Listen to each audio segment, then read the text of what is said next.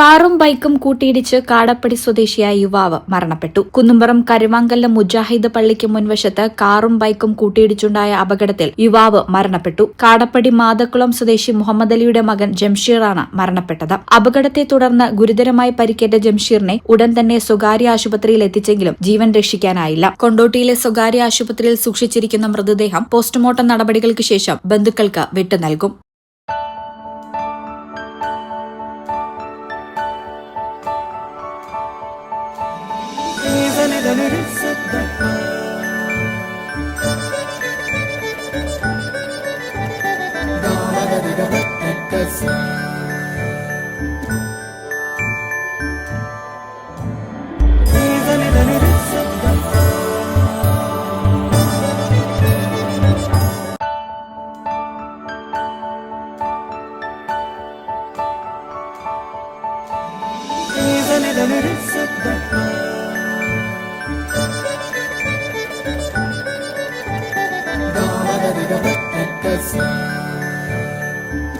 Qatar golden diamonds, Calicut road, Valanchery main road.